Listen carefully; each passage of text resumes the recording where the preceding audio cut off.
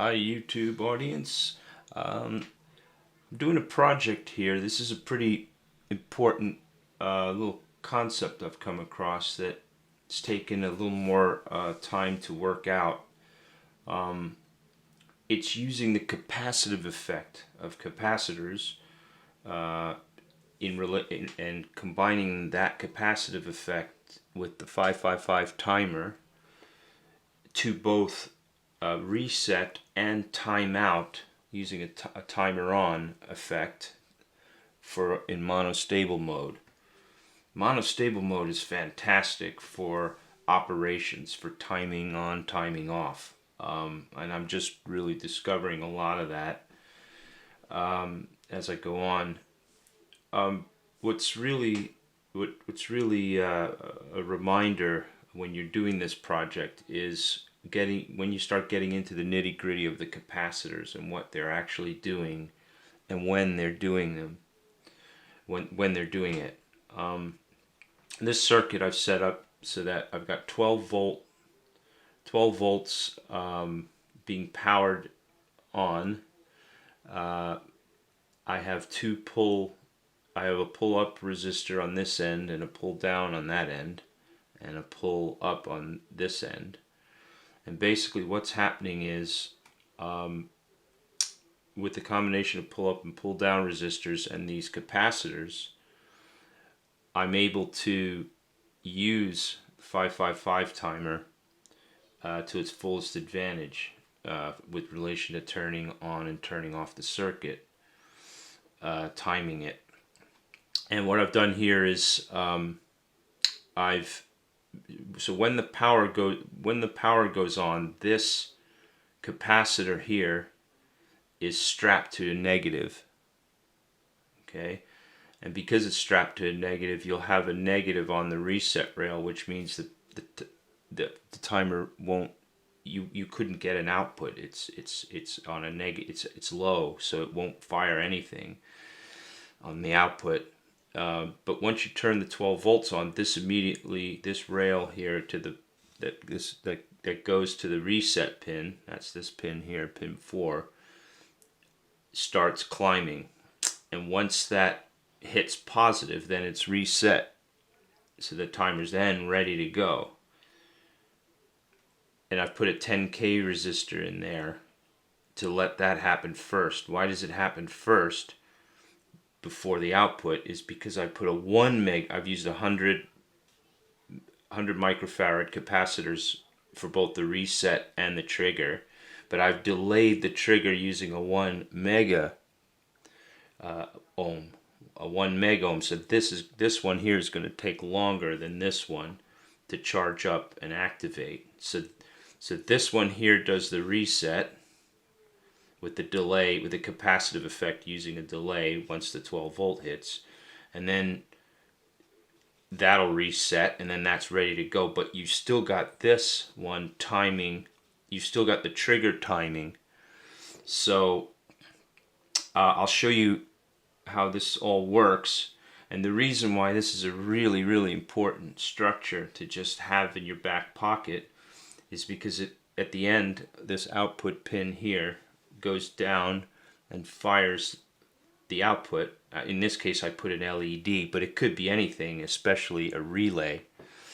And the reason I'm doing this is because what I'm going to do, instead of having this output operating an LED, I'm going to get rid of the LED, and I'm going to use a keypad.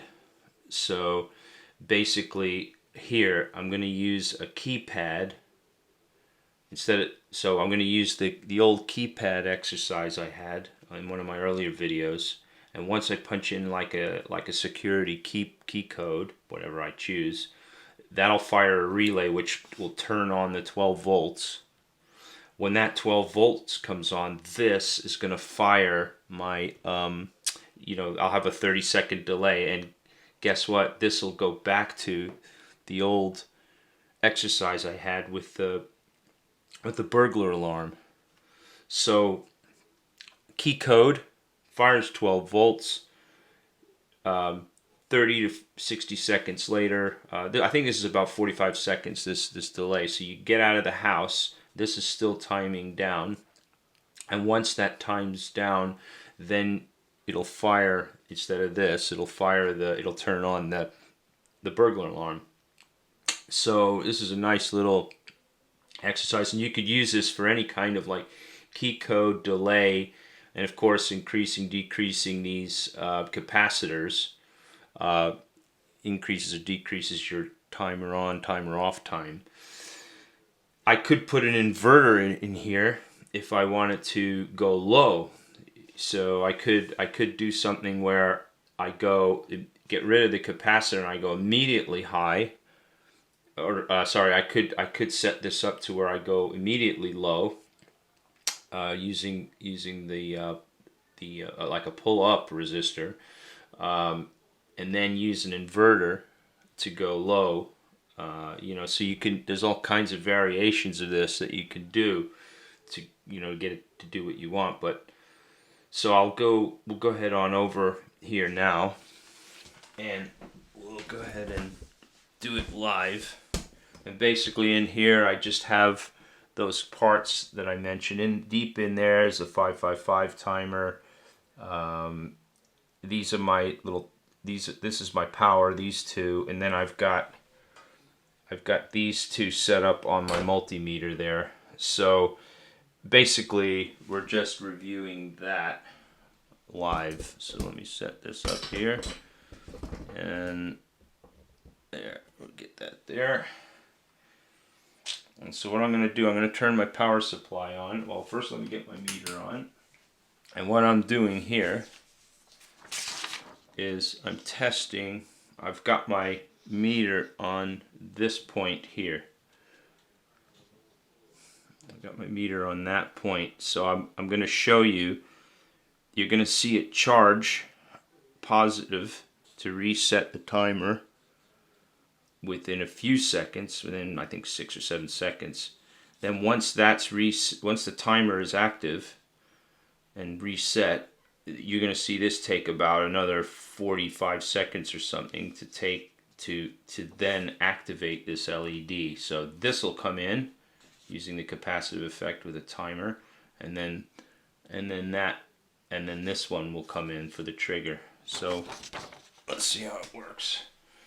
So if you watch the meter here, I think you can see that meter. Yeah, something like that. Okay, so the power is going on, and as you can see, it's going to, once it hits 1/3 of 12 volts, which is about 4 volts. Okay, so now that reset is now triggered, and the timer is active. It's been reset. So we're just waiting now for the LED to come on. And you should see that LED come on very soon. I could go to the other.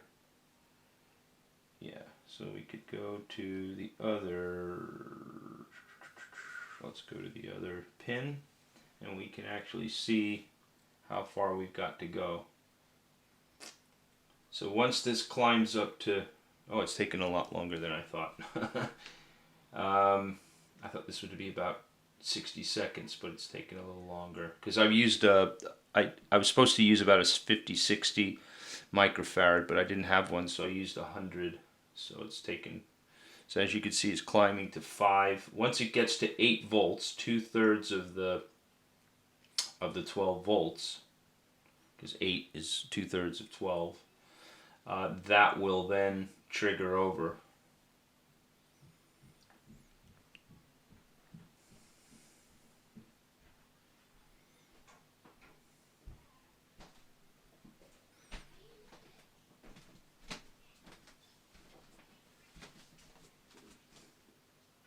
Just take another few seconds.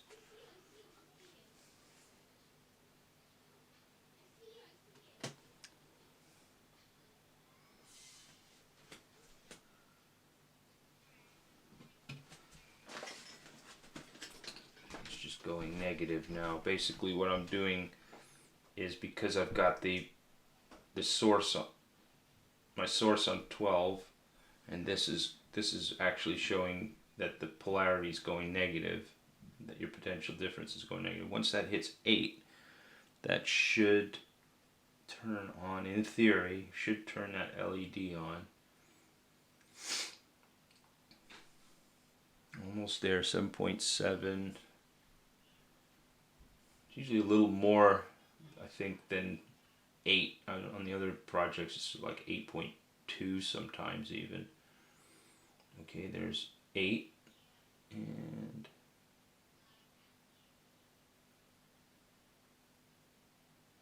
.1. Okay, you could see the LED just came on. I don't know if you could see that. No, there we go. The LED came on. So that's how that would be like when you're walking out of the house.